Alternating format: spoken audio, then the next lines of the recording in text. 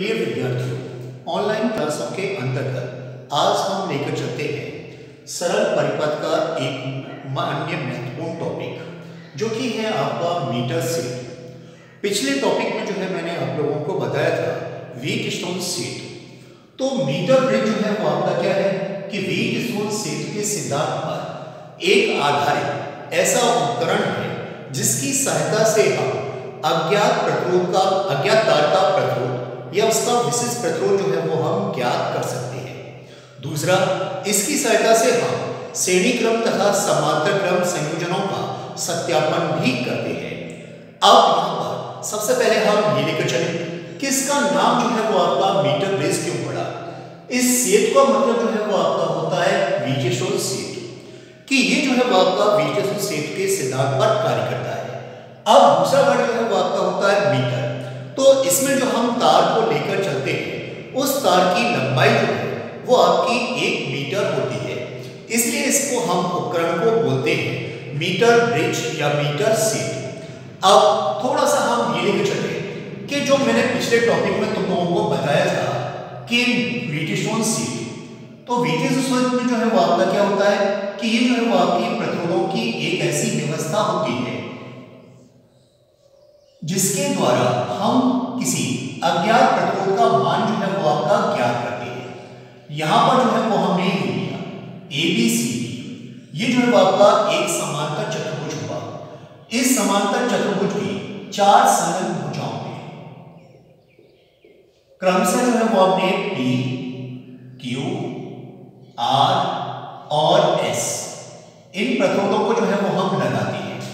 एक विकर्ण में जो है वो हम सेल या बैटरी को जोड़ते हैं, दूसरे विकर्ण में जो है वो हम धारामापी को लगाते हैं और इस तरह से इसका परिपथ जो है वो आपका बनता है। अब यहां पर जो है वो आपका क्या होता है कि दो संलग्न सेट के संतुलन की अवस्था में दो संलग्न भुजाओं में लगे प्रतिरोधों का अनुपात शेष दो संलग्न भुजाओं में लगे प्रतिरोधों के अनुपात के बराबर होता है। तो P/Q आपका होता है R/S। अब यहां पर P और Q यानी कि P/Q ये जो है वो आपकी आनुपातिक भुजाएं बोली जाती है। R जो है वो आपकी बोली जाती है ज्ञात भुजा, S जो है वो आपका बोला जाता है अज्ञात, जिसका कि मान हमें ज्ञात करना है। तो इसी से S बराबर आपका हो गया QR/P और हम अज्ञात प्रतिरोध का मान जो है वो हम ज्ञात कर लेते हैं। तो ये जो है वो आपका हुआ व्हीटस्टोन सीट। अब इसी से आधार पर जो है वो हम लेकर चलते हैं मीटर ब्रिज।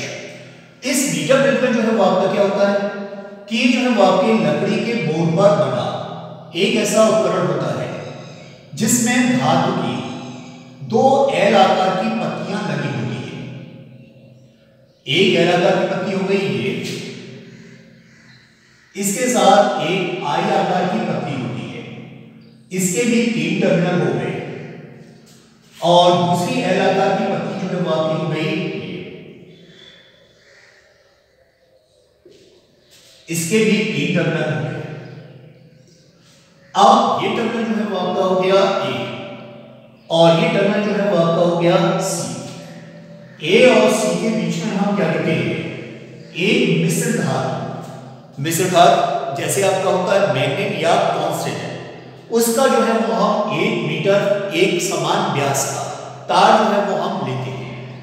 अब यहां पर जो है वो आपका 1 मीटर पैमाना जो है वो आपका लगा होता है। इस मीटर पैमाने में 0 से लेकर 100 सेंटीमीटर तक के अंक जो है वो आपके प्रदर्शित होते हैं।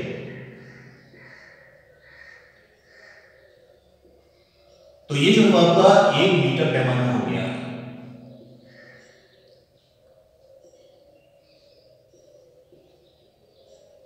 जिसमें जो है वो आपका 0 से लेकर 100 तक के मार्क्स जो है आपके होते हैं। अब यहां पर हमने क्या किया, इन टर्मिनलों के मध्य हमने एक बैटरी को लगाया या सेल को लगाया। ये बैटरी जो है वो आपकी हो गई B1, ये कुंजी जो है वो आपकी हो गई K और इसको हमने इस टर्मिनल से जोड़ दिया। अब इन धातु की पत्तियों के मध्य एक हमने प्रतिरोध बॉक्स को लगाया, तो ये जो है वो आपका हो गया प्रतिरोध बॉक्स RB। अब जिस तार का हमें प्रतिरोध ज्ञात करना होता है, उस तार को हम इन दोनों पत्तियों के मध्य जो है लगे टर्मिनलों में लगा देते हैं। अब ये टर्मिनल जो है वो आपका हो गया D। इस D टर्मिनल से हमने क्या किया, एक धारामापी को लिया और ये धारामापी हो गया G, इसको जोड़ा। इसके दूसरे सिरे को जो है वो हमने एक जॉकी से जोड़ा, जो कि आपकी कहलाती है विसर्पी कुंजी, और इस तरह से एक हम परिपथ को जो है वो आपका बनाते हैं। अब यहां पर ये देखो, अब इसकी तुलना को हम इससे करते हैं, तो ये जो है वो आपका हो गया A B C D। तो A और C, इसके बीच में जो है वो आपका एक बिंदु आता है B। अब इस तार AC को हम क्या करते हैं, दो अनुपातों में जो है वो आपका विभाजित करते हैं। एक जो है वो आपका हो गया AB, जो प्रतिरोध P की तरह कार्य करेगा। दूसरा भाग जो है वो आपका हो गया BC, जो कि आपका Q की तरह कार्य करेगा। तो ये जो है वो आपका एक भाग हो गया ABC। अब दूसरे भाग को लेकर चले ADC। अब यहां पर A और B के बीच में, तो ये R जो है वो आपका होता है ज्ञात, और यहां पर हमने लगाया RB, तो इससे हम एक ज्ञात प्रतिरोध को निकालते हैं। वो ज्ञात प्रतिरोध जो है वो आपका हो गया R। अब D और C के मध्य ये जो है वो हमने लगाया अज्ञात, तो यहां पर जिस तार का हमें प्रतिरोध ज्ञात करना है उसको हमने यहां पर लगाया, तो ये जो है वो आपका हो गया अज्ञात प्रतिरोध S। अब यहां पर देखो, बिंदु B और D के बीच ये जो है वो आपका आ गया धारामापी, तो बिंदु B और D के मध्य हमने धारामापी को लगाया और एक बंद परिपथ जो है वो आपका तैयार हो गया। अब इसकी क्रियाविधि को देखो। क्रियाविधि में सबसे पहले हम क्या करते हैं, कुंजी K को लगाते हैं। कुंजी K को लगाते हैं तो इस परिपथ में एक धारा का जो है वो आपका प्रवाह होता है, तो ये जो है वो आपकी धारा जो है वो आपकी प्रवाहित हुई। अब यहां से हम क्या करते हैं कि सबसे पहले इससे जो है वो हमने एक ज्ञात प्रतिरोध को निकाला, तो ये ज्ञात प्रतिरोध जो है वो आपका हो गया ज्ञात प्रतिरोध, और ये ज्ञात प्रतिरोध जो है वो आपका हो गया R। अब इसके पश्चात हम क्या करते हैं कि जो आपकी विसर्पी कुंजी या जॉकी है J, इसको जो है वो आपके टर्मिनल A पर स्पर्श कराते हैं। जब टर्मिनल A पर स्पर्श कराते हैं तो इस धारा मापी में विच्छेद जो है वो आपका या तो राइट में जाएगा या लेफ्ट में जाएगा। तो या तो किस में जाएगा, राइट में या लेफ्ट। फिर इसके बाद जॉकी को जो है वो हम स्पर्श कराते हैं C पर। इस जॉकी को हमने स्पर्श कराया C पर। जब इसको हम C पर स्पर्श कराते हैं तो अब धारा मापी में विक्षेप जो है वो A पर जो आपका विक्षेप आया है, A पर विक्षेप उसका विपरीत होगा। उसका क्या होगा, विपरीत। तो टर्मिनल A और C, इन दोनों टर्मिनलों पर जो है वो आपका धारामापी में विक्षेप जो है वो आपका विपरीत जाना चाहिए।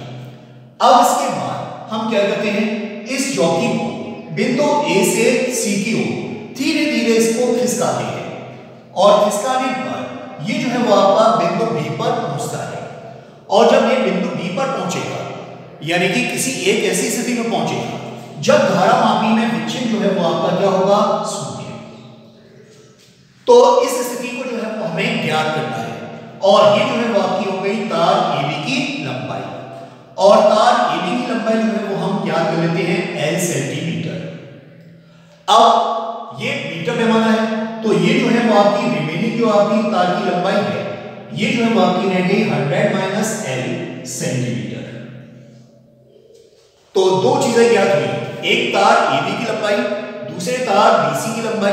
तो AB की लंबाई जो है वो आपकी हो गई L सेंटीमीटर, BC की लंबाई जो है वो आपकी हो गई 100 माइनस L सेंटीमीटर। ये जो है वो आपके प्रतिरोध B का कार्य करेगा A और B के बीच में, B और C के बीच में ये प्रतिरोध Q का कार्य करेगा।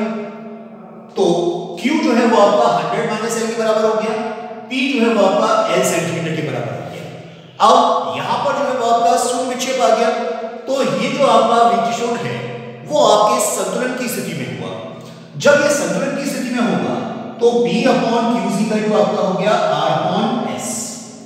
अब S इज इक्वल टू आपका क्या हो गया Q R अपॉन P। अब Q जो है वो आपका हो गया 100 माइनस L, R ज्ञात हो गया और P की जगह पर आपका आ गया L, तो S बराबर आपका हो गया 100 minus L into R upon L। तो इस प्रकार से अज्ञात प्रतिरोध का मान जो है वो हम ज्ञात कर सकते हैं। अब जब अज्ञात का मान जो है वो आपका ज्ञात हुआ तो इस तार के पदार्थ का विशिष्ट प्रतिरोध भी हम ज्ञात कर सकते हैं, और ये विशिष्ट प्रतिरोध जो है वो आपका होता है रो इज इक्वल टू आपका होता है R A अपॉन L। अब इस R की जगह पर जो है वो आपका आ गया S जो कि अज्ञात प्रतिरोध हो गया, A की जगह पर जो है वो आपका आ जाएगा पाई R स्क्वायर, जहां R जो है वो आपकी इस तार की त्रिज्या, L जो है वो आपकी इन दोनों टर्मिनलों के बीच जो तार की लंबाई है वो आपकी हो गई L। तो इस प्रकार से रो का मान जो है वो आपका ज्ञात हो जाता है। अब इसी के बेस पर हम ये लेकर चले, एक एग्जांपल को लेकर चले।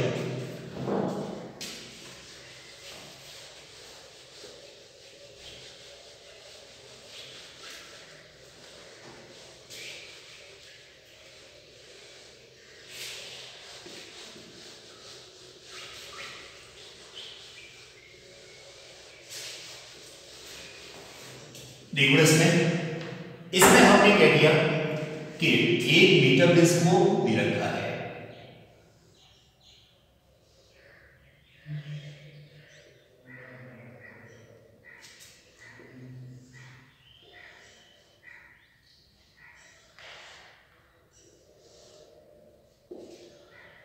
इनके बीच में जो है वो आपका ये तार, इसके बीच में जो है वो आपका एक आरबी हो गया, यहां पर जो है वो आपके अज्ञात को हमने लगा दिया, ये बिंदु हो गया, यहां से हमने एक जो है वो आपके धारामापी को जोड़ दिया और ये जो है वो आपका जोकी को जोड़ा और ये टर्मिनल बी पर स्पर्श करता है। अब यहां पर हमने क्या किया, इसको एक बैटरी से जोड़ा, इसका विद्युत वाहक बल जो है वो आपका हो गया 6 वोल्ट, यहां पर इस कुंजी को लगाया, ये जो है वो आपका आरबी हो गया और इससे जो हमने प्रतिरोध निकाला ये आर बराबर आपका हो गया 2, ये जो है वो आपका एस जो कि अज्ञात है इसको हमने मान लिया x। अब तार AB की लंबाई जो है वो आपकी हो गई 40 सेंटीमीटर। अब टोटल तार की लंबाई जो है वो आपकी कितनी होती है 100 सेंटीमीटर, इसमें से 40 सेंटीमीटर जो है वो आपका निकल गया, तो रिमेनिंग जो है वो आपका हो गया 100 माइनस L, तो ये 100 माइनस 40 यानी कि 60, तो ये जो आपका हो गया 60 सेंटीमीटर, 60 सेंटीमीटर। अब ये जो है वो आपका एक संतुलित विशिष्टों को प्रदर्शित कर रहा है। अब यहां से हमें दो चीजों को ज्ञात करना है। नंबर 1 x का मान, नंबर 2 x में प्रवाहित धारा, इन दोनों चीजों को हमें ज्ञात करना है। नंबर 1 x का मान ज्ञात करना है, नंबर 2 x में प्रवाहित होने वाली धारा को ज्ञात करना है। अब इसको सॉल्व करने के लिए हम क्या करेंगे कि सबसे पहले एक हम बीजगणित सेट को जो है वो आपका बना लेते हैं। ये जो है आपका एक विशेषण को हमने बना दिया,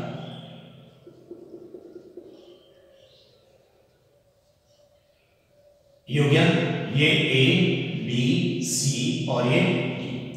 अब A और B के बीच में ये जो है आपका आ गया 40 सेंटीमीटर, B C के बीच में जो है वो आपका आ गया 60 सेंटीमीटर, A D के बीच में जो है वो आपका आ गया 2 ओम और ये जो है आपका हो गया X। अब यहां से इसके बीच में जो है वो आपका धारामापी, लेकिन जब सेट जो है वो आपके संतुलन की स्थिति में होगा तो धारामापी में विक्षेप जो है वो आपका शून्य होगा, तो इसलिए उसकी धारा को हम काउंट नहीं करेंगे। अब यहां से देखो, यहां से जाने वाली धारा जो है वो आपकी हो गई I। अब यहां पर हमने ये लिया, ये धारा जो है वो आपकी दो भागों में डिवाइड हुई, एक I1 दूसरा जो है वो आपका I2। अब यहां से जो है वो आपकी ये धारा है, वापस जो है वो आपकी मिल गई, तो ये हो गया। अब यहां पर x का मान ज्ञात करने के लिए हम क्या करते हैं, P/Q is equal to R/S, इसको लगाते हैं। तो P की जगह पर जो है वो आपका आ गया 40, Q की जगह पर आ गया 60 सेंटीमीटर, R की जगह पर 2 और S की जगह पर x। तो x बराबर जो है वो आपका निकल कर आया 3 ओम, ये हो गया। अब यहां से हम ये लेकर चले, अब यहां पर हम ये लेकर चले, इन दोनों का हम x, ये तो मान हो गया 2 3 ओम। अब इसमें प्रवाहित होने वाली धारा को लेकर चले, तो ये जो है वो आपका एक बंद पास इस वाले को लेकर चले, ADCA।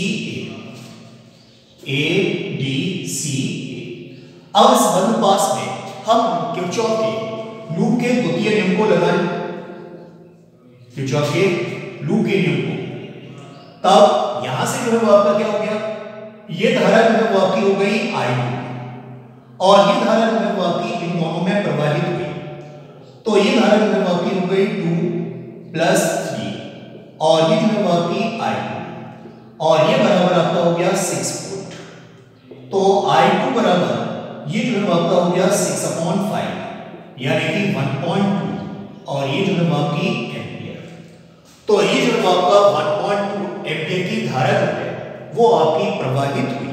दोबारा से देखो, ये हमें कोई भी एक न्यूमेरिकल जो है या आपके प्रश्न जो है वो आपका दे रखा है।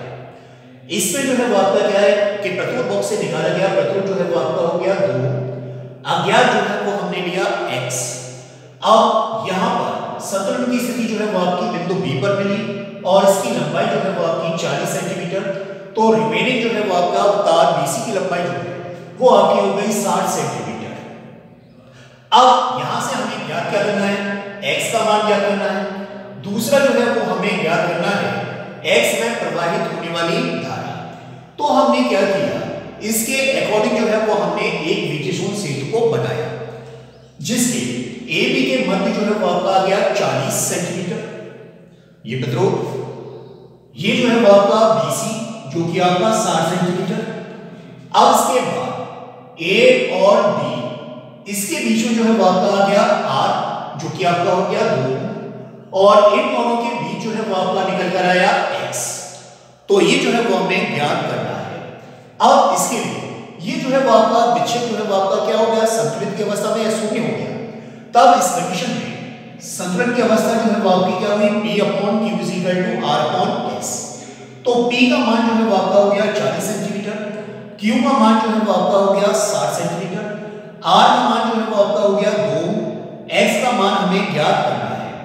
तो यहां से इस x का मान जो है वो आपका निकल कर आया वो आपका 3 ओम। अब इसके बाद हमें क्या करना है, x में प्रवाहित होने वाली धारा को ज्ञात करना है।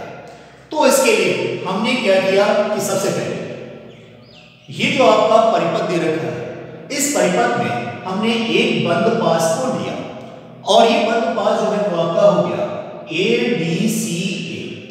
अब इस ADCA में हम ये लेकर चले, किरचॉफ के लूप के नियम को लगाया।